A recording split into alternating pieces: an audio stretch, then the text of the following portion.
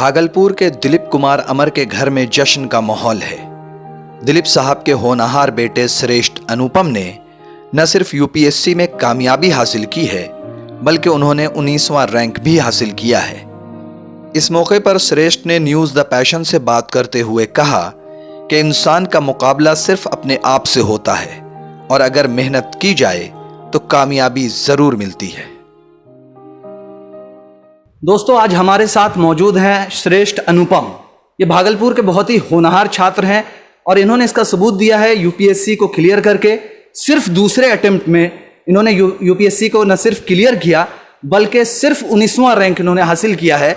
आज हम बात करेंगे श्रेष्ठ अनुपम से जो हमारे साथ मौजूद हैं। श्रेष्ठ, न्यूज़ द पैशन की जानिब से सबसे पहले आपको इस कामयाबी पर बहुत बहुत मुबारकबाद। जी, बहुत बहुत धन्यवाद आपको। आपकी श्रेष्ठ, सबसे पहले हम ये जानना चाहेंगे कि आपका एकेडमिक बैकग्राउंड ये क्या रहा है, कैसे रहा है? जी, मैंने 10वीं जो है सेंट जोसेफ विद्यालय से पढ़ी, वहीं से मैंने पास किया 10वीं की परीक्षा। मैं second all India national topper था 10वीं में आईसीएसई बोर्ड में 98.6% के साथ। 12वीं मैंने सीबीएसई बोर्ड से पढ़ा, तो एसकेपी विद्या विहार से पढ़ा मैंने।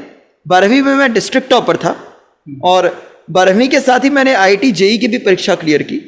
उसके बाद मैंने आईआईटी दिल्ली से जो है केमिकल इंजीनियरिंग की पढ़ाई की और उसके बाद यूपीएससी की परीक्षा में मैंने सफलता। श्रेष्ठ, ये बताइए कि ऑप्शनल पेपर क्या आपने रखा था?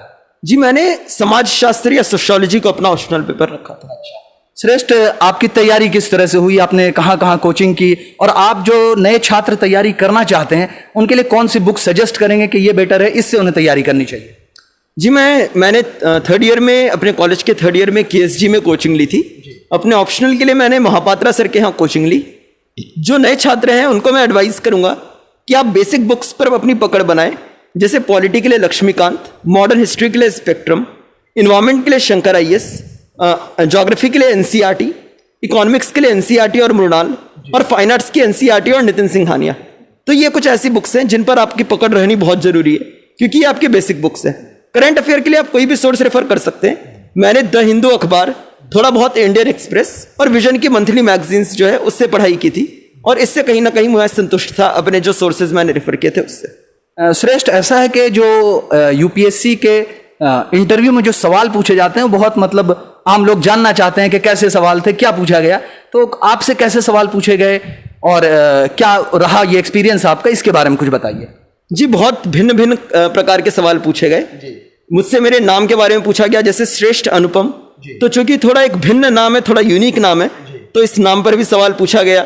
उसके बाद मेरे से भागलपुर पर सवाल पूछा गया कि भागलपुर का हिस्टोरिकल और कल्चरल सिग्निफिकेंस क्या रहा है। बिहार पर सवाल पूछे गए कि बिहार का जो इकोनॉमी है वो बैकवर्ड क्यों है, एग्रीकल्चर की में क्या क्या प्रॉब्लम्स हैं, क्या क्या सुधार किए जा सकते हैं। इंडस्ट्रीज़ की अगर बात करें तो क्या क्या इंडस्ट्रीज़ हैं, क्या क्या सुधार किए जा सकते हैं। मुझसे इंटरनेशनल रिलेशंस में भी क्वेश्चन पूछे गए थे, जैसे कि इंडिया चाइना का रिलेशंस, इंडिया यूएस का रिलेशंस।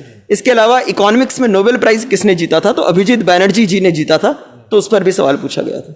श्रेष्ठ, ये बताइए कि आपने जब ये इंटरव्यू फेस कर लिया, क्या आपको उम्मीद थी कि आप सिलेक्ट हो जाएंगे? और सिलेक्ट होना भी अंडर 100 और उसमें भी 19th रैंक का होना, क्या ये उम्मीद थी आपको? जी, कहीं ना कहीं मेरा चूंकि मेंस भी बहुत अच्छा हुआ था और इंटरव्यू भी बहुत अच्छा हुआ था, तो मैं टॉप 20, टॉप 10, टॉप 50 जैसा रैंक एक्सपेक्ट कर रहा था। अपने माता पिता को मैंने बता भी दिया था कि कहीं ना कहीं मैं एक्सपेक्ट कर रहा हूँ कि एक सिंगल डिजिट रैंक या टॉप 20 रैंक जो है वह मेरी आ सकती है।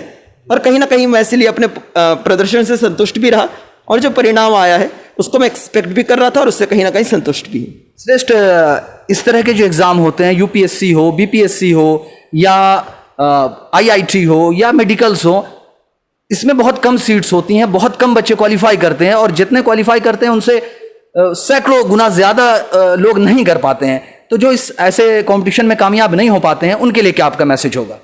जी, मेरा मैसेज ये होगा कि देखिए, यह सत्य बात है कि इन एग्ज़ाम्स में बहुत ज़्यादा लोग जो है वह परीक्षा दे रहे हैं। वो आपको ऐसा लगेगा कि एक तरह से आपकी कंपटीशन बहुत अधिक लोगों से है, लेकिन अगर सही अर्थों में बात की जाए तो आपकी कंपटीशन सिर्फ खुद से है। क्योंकि आपको मेरे मामा जी जो खुद एक आईआरएस ऑफिसर हैं, उन्होंने मुझे ये बात कही थी जब मैंने उन्हें कहा था कि मामा जी सीटें कम हो गई है कुछ इस बार, जब मैं पहला अटेम्प्ट दे रहा था, तो मामा जी ने कहा था कि तुम्हें तो अपने लिए सिर्फ एक सीट चाहिए, तो जब तक एक भी सीट मौजूद है तब तक तुम ये नहीं कह सकते कि कंपटीशन बहुत मुश्किल है मामा जी, या यह होगा नहीं, तो मैं आपसे यही कहूंगा कि आपको अपने लिए सिर्फ एक सीट चाहिए और आपका कंपटीशन सिर्फ खुद से है। तो खुद में जो है अपना परफॉर्मेंस बेस्ट कीजिए, परीक्षा खुद को इतना बेहतरीन बनाइए कि आपको कभी भी यह डर ही ना रहे कि दूसरे लोग आपसे आगे निकल जाएं या आपकी परीक्षा में आप सफलता प्राप्त न कर पाए। श्रेष्ठ, आप अपनी इस कामयाबी का श्रेय किसे देना चाहेंगे?